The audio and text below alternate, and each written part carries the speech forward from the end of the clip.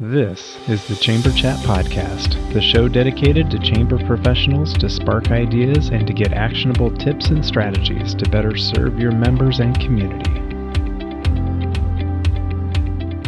Hello, Chamber Champions. Welcome to Chamber Chat Podcast. I'm your host, Brandon Burton, and it's my goal here on the podcast to introduce you to people and ideas to better help you serve your chamber members and your community. Our title sponsor is Community Matters, Inc. With nearly 20 years in the chamber industry and over 100 media awards presented to their chamber partners, Community Matters provides the R&R that every chamber needs, revenue and recognition. When it comes to publishing a chamber map, directory, or community guide, Community Matters has the trusted experience to help your chamber accomplish your goals. With different advertising sales models and publication styles, Community Matters will help you create a non-dues revenue machine. Let's hear from Becky Womble, President and CEO of the Bastrop Chamber, to hear about her experience using Community Matters. I've been using Community Matters for probably 6 or 7 years now. And in a previous life, I sold commercial printing. So I can highly recommend Community Matters because it's a complete turnkey job for any busy chamber exec. Basically, you give them a membership list, and from there, they contact your members, and it's no high pressure sales or anything. And it really is a complete turnkey job from start to finish. And it's a wonderful, beautiful printed product whenever you're finished. And I'm very sold on Community Matters. And with a printing background, big endorsement for me.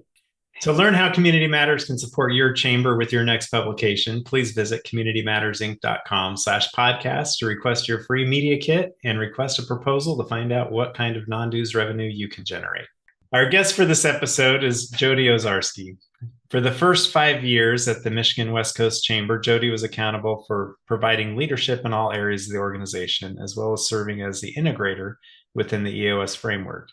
As the Vice President and Chief Operating Officer, Jodi was responsible for all human resources, accounting, and finance functions, as well as managing the staff, facilities, and operations, and directing the West Coast Leadership Program. As of September 1st, 2022, Jodi was appointed as President and CEO of the Michigan West Coast Chamber. Jodi's limitless capacity for solving math problems has been essential to creating budgets and balance sheets, and her inviting personality and quick humor, combined with her strategic thinking, give her the edge when managing staff, communities, and volunteers. Jodi's contagious energy ripples out into her business community. Working with the Chamber is the perfect culmination of all Jodi's previous work experiences, including as a self-employed small business owner, serving as the community center director at a nonprofit, working in HR for a large manufacturer, and overseeing operations for an international consulting firm. Jodi currently serves on a variety of boards and throughout the community, and including ACCE. Jodi is an enthusiastic Spartan with a bachelor's degree in psychology with an emphasis on human resource management from Michigan State University. Jodi, I'm excited to have you with us today here on Chamber Chat Podcast. I'd love for you to take a moment to say hello to all the Chamber Champions and share something interesting about yourself so we can all get to know you a little better. Awesome. Thanks, Brandon. Truly, it's an honor to be able to be a part of your podcast. I've been a fan for a long time and thrilled to have the opportunity to share what we're working on at the West Coast Chamber.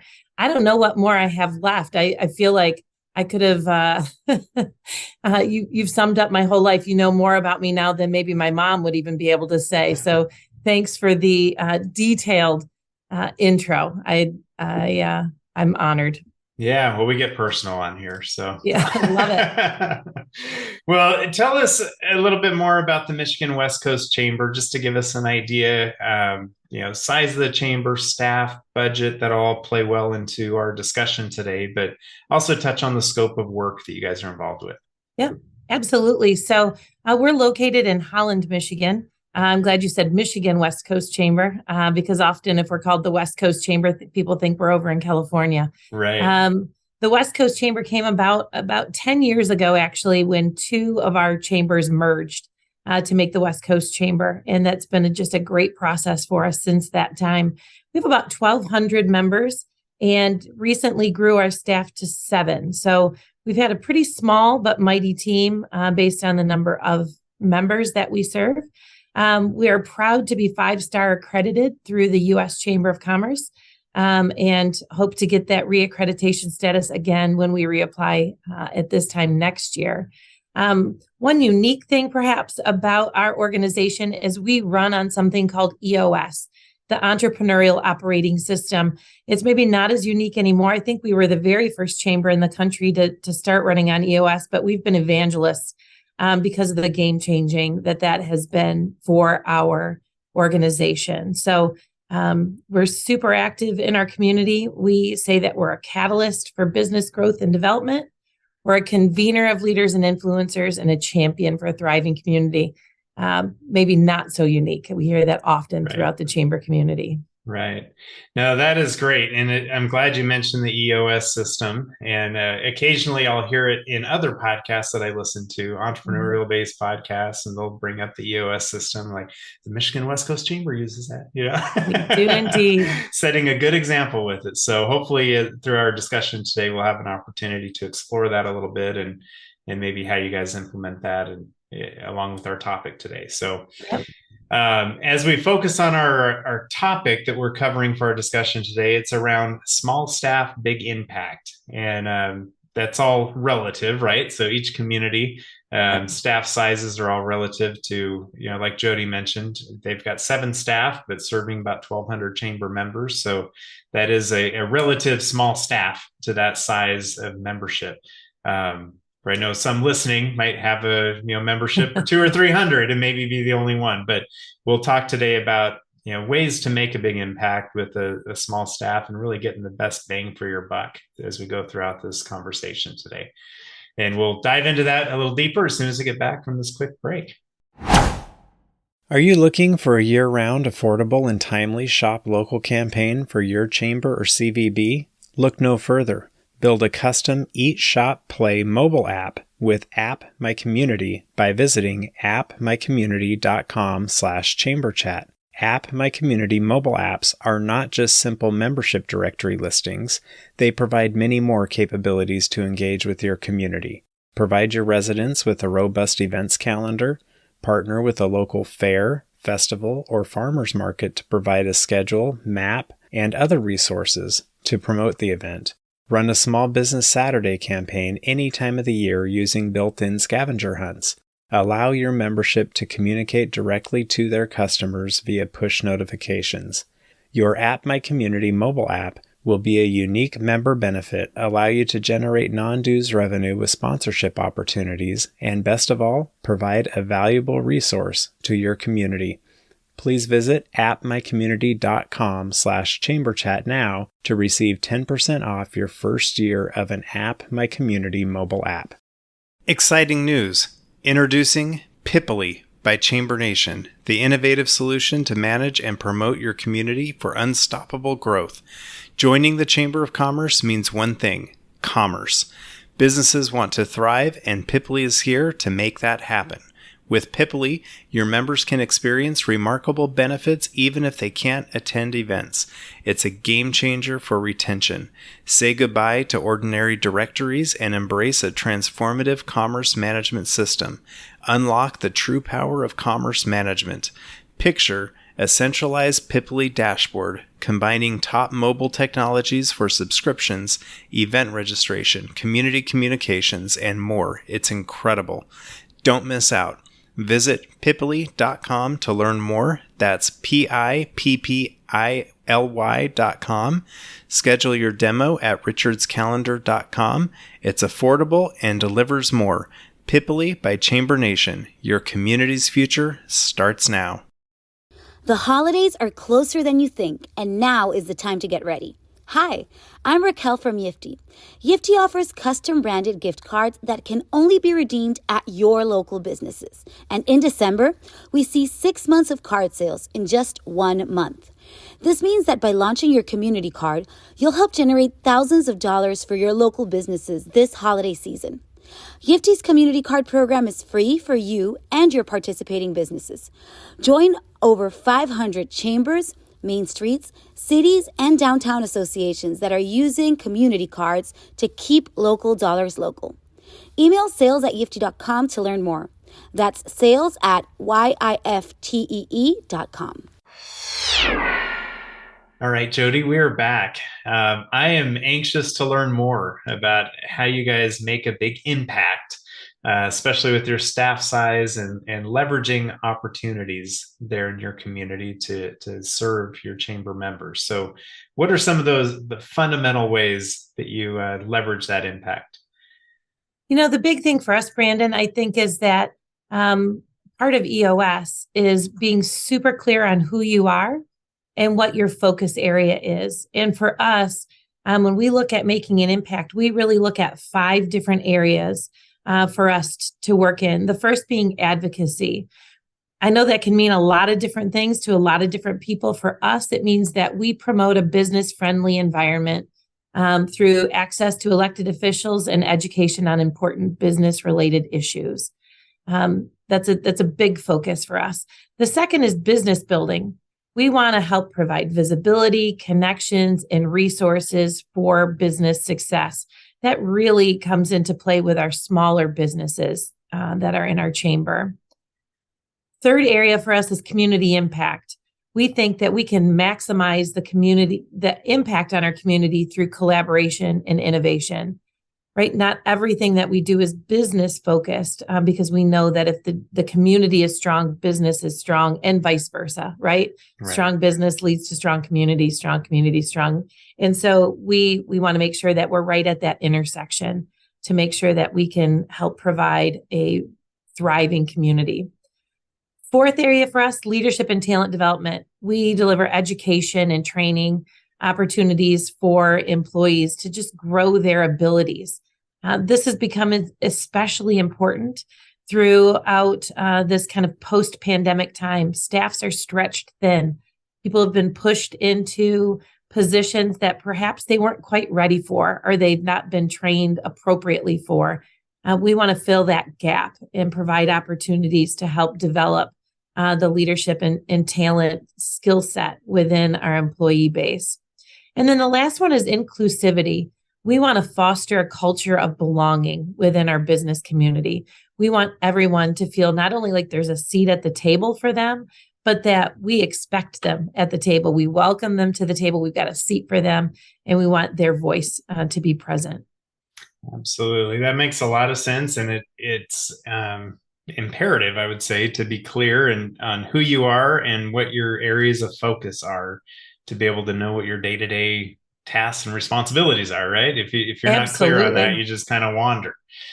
Well, and I think, honestly, Brandon, as the chamber, when people don't know where to go with something, where do they go? They go to the Chamber of Commerce, right? That's right. And so we get inundated with all kinds of, I'll call them opportunities to be involved. And some of those things are fantastic. But if we don't know who we are and what our purpose, what our niche is, it would be really easy to just get pulled into a ton of different directions and be less impactful. Knowing what our niche is, what those 5 things are that we're going to work on, if it doesn't fit in one of those 5, we're going to have to say no for us. And our role may be just helping them find others that might be better suited to help with the work that needs to be done. Yeah. And you often hear, oh, but it's great exposure. The chamber will get great exposure, and I have to remind myself that people also die of exposure. So you need to you need to channel that, right? I'm gonna hold on to that one. Right. Exposure is so true. So it helps being able to narrow down what that focus is, so you can kind of weed out those extra opportunities or exposure and really hone in on what your work, what you guys are focused on. So once you have that clear identity and focus, taking the staff that you have, how do you leverage your staff into delivering in these 5 key areas? Yep. The big thing for us, honestly, Brandon, is we start before considering staff and look at what work needs to be done and then creating those roles. So whether you have a staff of 1 or a staff of 7, you've really got to clarify what that work is. Usually it should be kind of those 3 to 5 main pieces of work that need to get done, and then find the right people to do that. And so for us, we work off an accountability chart so that we're all on the same page of who's accountable for what. It looks a lot like an org chart, but really works more from this accountability standpoint. And once we've got that clarity, when all of those other opportunities and exposures come up, we're again focused back on what are the 3 to 5 most important things that we need to focus on. And so we really leverage our staff in that way to make sure we continue to stay honed in and completing the most important work, because there's always more to do. Well, and I love that approach of really being, clarifying the work. And as you mentioned, finding the right people. And I'm thinking for those with a really small staff, if they're a staff of 1 or 2, it may not be where they're finding the right people to do it, but maybe it's finding the right time and blocking out the time in their schedule to focus on those areas of work. So really blocking and clarifying what that work is that needs to be done, and then assigning the time or the people to that, I think, is key. For sure. Further to that, for us, we work in 90-day segments. So we work at a quarter at a time. So at the end of each quarter, we look back and review, how did we do this last quarter, accomplishing what we needed to get done? And what's the most important work that needs to happen in this next 90 days for us to be successful and on track? And so there may be additional tasks and projects and things that bubble up that need to be tackled in that 90 days. And as we assign those to an individual, it also gives them that clarity and permission really to reprioritize their tasks and know, this is my number one priority in this 90 days. This has to get done. And so that additional clarity really helps keep us on track. I like that idea. It gives you little kind of sprints to be able to be accountable for your area of work. And I'm sure that all fits within, those 90-day sprints or focus all fit within the mission of the chamber as well. It does. And I was thinking, as we're recording this, it's March of 2023, and we're coming off of these Silicon Valley banks and everything that have crashed. And as I'm diving into that a little bit, just learning about it, all these banks were public banks, and they look at 1 quarter at a time to try to perform for their shareholders, but they don't have that driving mission that's driving that organization. And you can get in real trouble if you're just, looking at the next month or 90 days or quarter or whatever it is without that bigger mission and purpose and focus. For sure. For us, we back our way in, right? So we start with a 10-year target of kind of where do we want to be 10 years from now? And then if we pictured 3 years from now, what would be on track to get us to that 10 years, right? And then here's our 1-year goals. Here's our 1-year plan of what do we need to accomplish in the next 12 months to keep us on track towards that mission. That way, any of those 90-day sprints or projects, we call them rocks, align with that to make sure, are we on track to meet our goals for the bigger picture, right? For that 1-year plan. And what do we need to do in the next 90 days to make sure we hit those goals? Yeah, I love that. It may be helpful for listeners who, I think a lot of chambers have heard of the EOS system, but maybe it may not be so easy to just summarize in a nutshell, but maybe give it your best shot, just so if someone's listening and like, what is EOS? And we'll just save them a Google search and just hear it from the chamber that implemented it first. What is it, and how does that work? Yep. EOS just really takes all of the best business practices from a variety of sources and puts it in one easy to follow kind of recipe, our cookbook. For us, it means that we have absolute clarity on who we are, what we're called to do, what our goals are, and what we need to accomplish those things. So it's not anything super unique. It's just taking all of those best principles and putting them all together in one place. So it's having that clarity. It's giving you a long-term vision. Our strategic plan is really a kind of a 2-page document that's called a VTO, a Vision Traction Organizer. That just has everything in one place.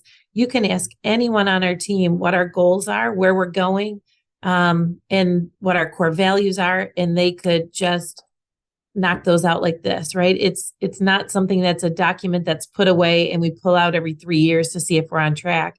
It's living and breathing and driving the work that we do. So for those listening, you may hear entrepreneurial operating system and think it's an app or a program or something. It's really just more of a framework to kind of structure the organization around and keep you on track with your purpose and those the core values that you mentioned. Absolutely. There's a book called Traction by Gino Wickman. That's the cookbook. So a pretty easy read. But once you kind of work your way through that, it's like, this makes sense. Yeah. So for those who are listening with the smaller staff, and I feel like every chamber out there can really, hone in on this, because I feel like every chamber is always understaffed for everything they have going on. Once they, kind of focus in on their areas of work, their areas of focus of purpose, I guess. Clarifying the work and who's going to do the work. What next steps would you suggest, or what's the next thing to try to really maximize the impact that they have with their limited staff? You're exactly right. You got to have clarity in your purpose and your needs. You've got to find the right people, right, that can do that work. And then you've got to build the culture that are going to keep your all-stars in place. So it's really easy, especially for chambers, to just burn out, right? Chamber work is not 8 to 5 Monday through Friday. Chamber work is all encompassing 24/7. If I go to a wedding, I feel like I'm still representing the chamber, right? And so it never ends. So it's also creating those boundaries for yourself to make sure that you continue to have gas in the tank, to be able to do the work that is so incredibly important for our community. For us, I sound like an EOS evangelist. I swear they're not paying me to say these things. But a game changer for us this year is we read another book called The EOS Life. And essentially it boils down to 5 questions. And whether you do EOS or not, I love this self-reflection to make sure you stay on track. One is you have to say yes to all 5 of these questions. Are you doing what you love? Are you doing it with people that you love? Are you making a huge difference? Are you compensated appropriately? And do you have time for other passions? We hold ourselves accountable to those 5 questions, because if any of those answers are a no, our time here at the chamber is likely going to be short, right? If we're not loving the work that we do, we're going to end up finding our way out. The biggest issue we've had, frankly, is time for other passions. And so we continue to put guardrails and bumpers in place to make sure that our team is getting out and they've got time for other things. And I'm asking them, what makes you happy? What brings you joy? And we're actually tracking on a scorecard. Are you doing those things? Are you filling that part of yourself, so that you can continue to feel vibrant, joyful, and prepared to do the work?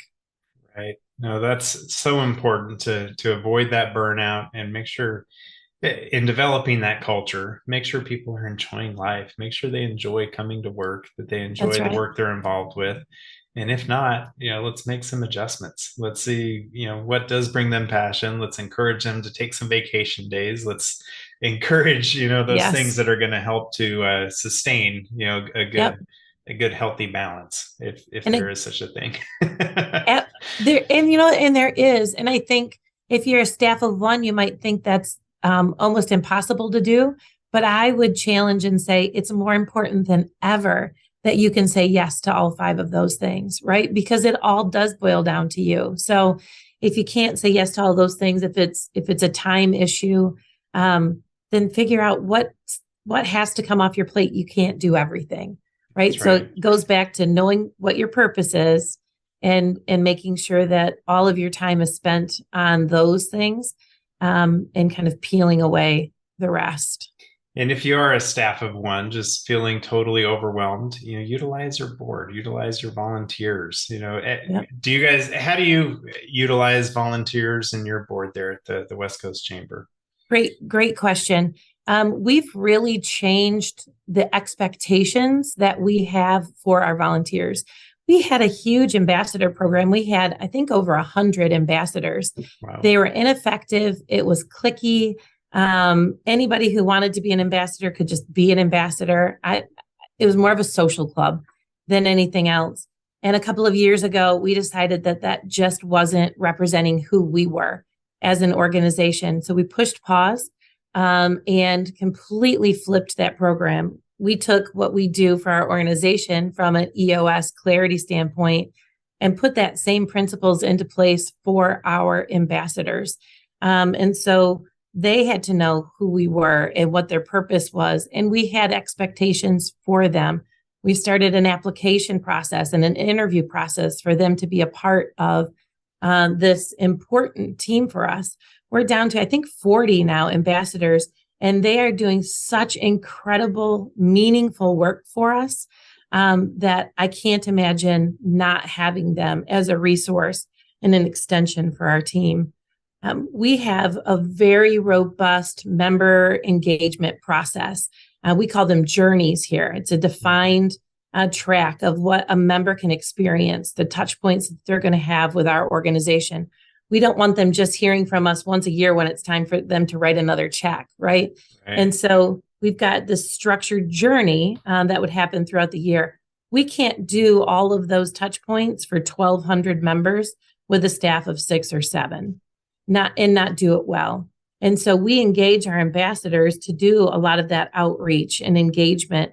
And it's a great opportunity for them, right? It grows their connections for their own job outside of the chamber, but it also provides that meaningful contact from the chamber's perspective and gives us the insight that we need so that if a membership is at risk, we know about that before it's just a lack of payment for an invoice. So we can get on that issue earlier. Right. No, I love the way you guys have changed that ambassador program and really creating that honed in focus. Do you know how did that transition go from going from 100 down to 4? Because I can just see listeners being like, yes, that's on our ambassador program. It's cliquey, it's way too big, it's ineffective, but you don't want to push people away. So how do you make that transition? Great question. So the first year, we provided clarity on what the new expectations were going to be. And we allowed everyone who was currently an ambassador to reapply or to apply and be accepted in that first year. But they did have to apply, but we weren't going to turn any of them away. Some of them with the new expectations in place, they were kind of like, yeah, that sounds a lot like work to me. And I think I'm out. And so that was great, right? They self-selected out. Yes. Others kind of came through that first year and thought, whatever, they knew how it was going to be. And after that year of clarity and expectations, they were like, yeah, that felt a lot more like work. I'm out this year. And so it wasn't an abrupt change. Others, we had to have some direct conversations like, it might be time. You've served us well. We're so appreciative of the number of years of service you've had. But it might be time to let somebody else have this opportunity. Yeah. And that really had gone over pretty well. But it probably took three years or so to really get it down now to this just all-star team of ambassadors. Yeah. Now I've been intrigued with all these different ambassador programs that different chambers do, and from applications and interviews to I've heard of some that the ambassadors pay to be part of the program, and it really helps to kind of not weed out, but really qualify those who are really there to show up and do the work. Absolutely. We're turning them away now, right? I mean, I saw the list I'm thankful I don't have to make the decisions, because I was like, oh, are you kidding? This person doesn't get to be an ambassador. But it's the right thing, right? And so now you're raising the bar and creating it to be something that people aspire to.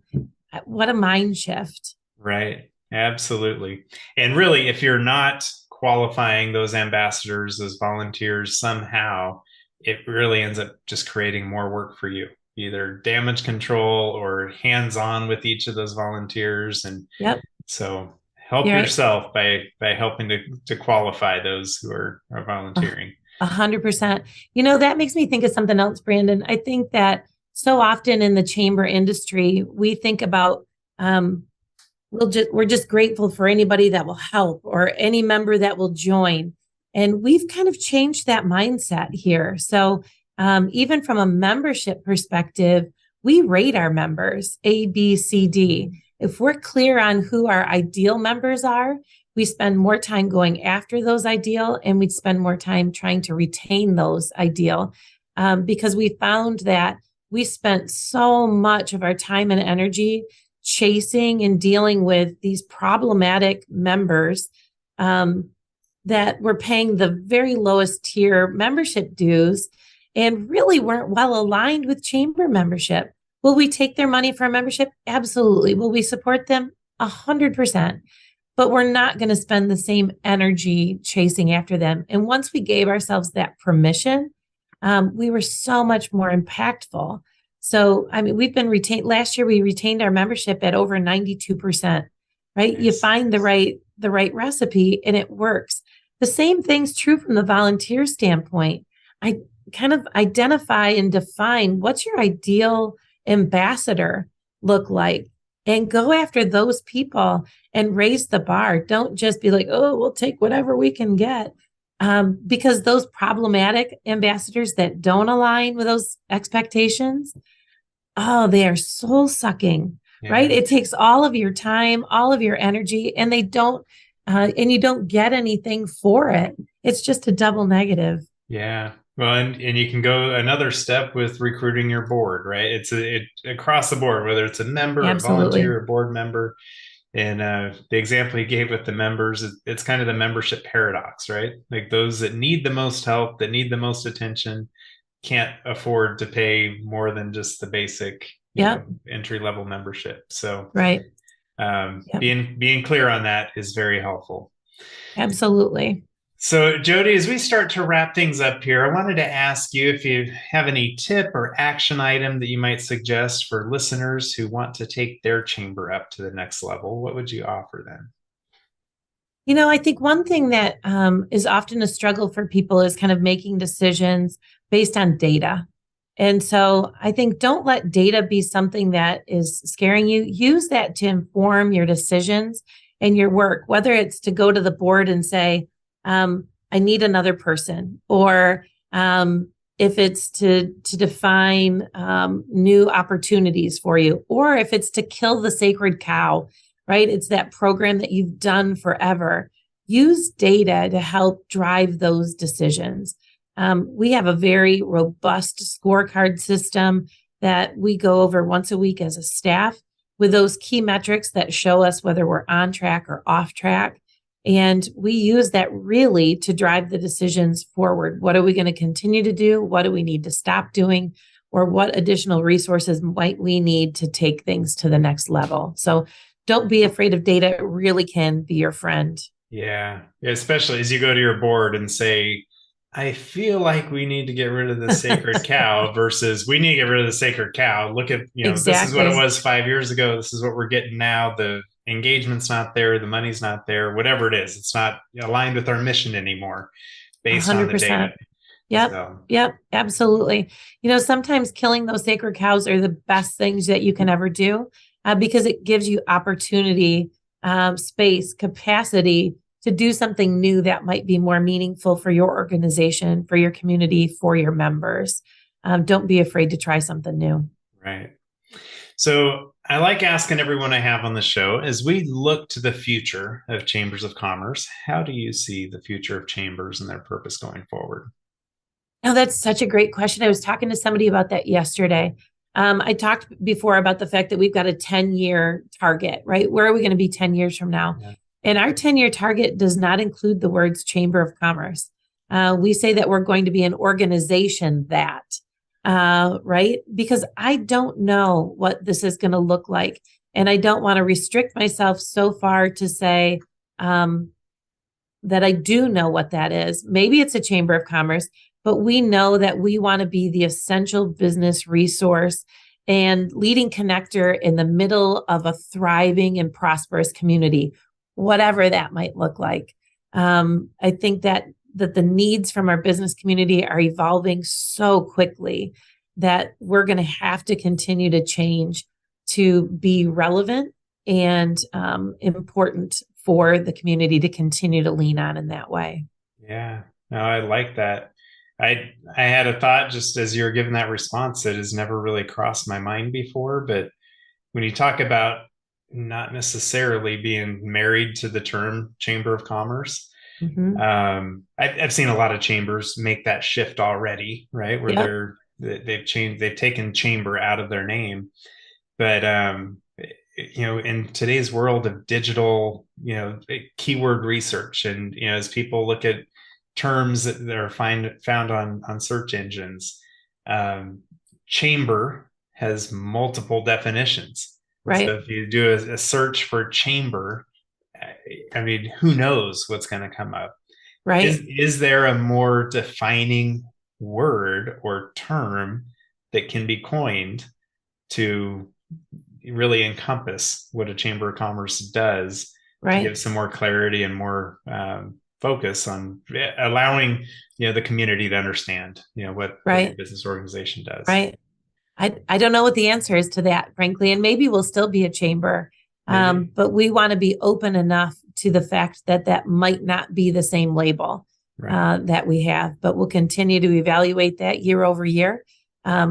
Regardless of what we're called, I think that there's a need for an organization like a Chamber of Commerce to be at the core of any community, to really help it thrive and to be the best that it can be. For sure.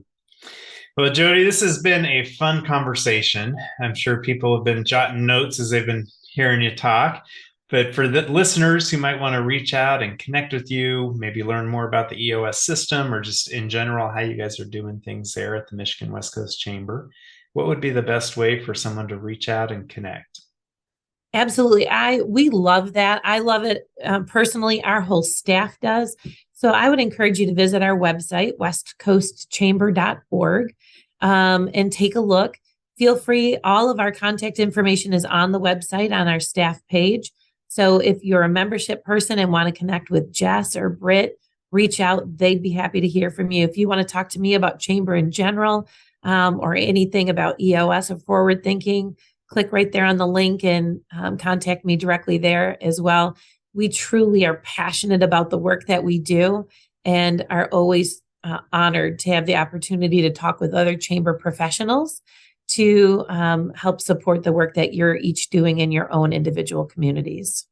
That's perfect. We'll have, of course, links to your website and staff page and everything in our show notes for this episode, so anybody can find you there as well. But Jodi, thank you so much for being with us today on Chamber Chat Podcast, for sharing your experience and how you guys are doing things there at the West Coast Chamber. I really do appreciate it.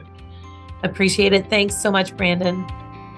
If you are a chamber professional, please subscribe to Chamber Chat Podcast in Apple Podcasts, Google Podcasts, or Spotify. When you subscribe to Chamber Chat Podcast, new episodes will show up in your podcast app each week as they are released. If you're finding value in this podcast, please leave us a rating and a review in iTunes. But most importantly, please share Chamber Chat Podcast with your colleagues that are in the industry. Have you ever thought about creating a podcast for your chamber? We always hear about how chambers need to be storytellers. What better way is there to tell the stories of your members and the work of your chamber than through a podcast? Your audience is waiting to hear from you as a convener of leaders and influencers, champion for business, and catalyst for change within your community. I just launched a chamber podcast course with the goal to get your very own podcast started within 30 days. Visit chamberchatpodcast.com/pivot to learn more and to enroll in the Chamber Podcast course today.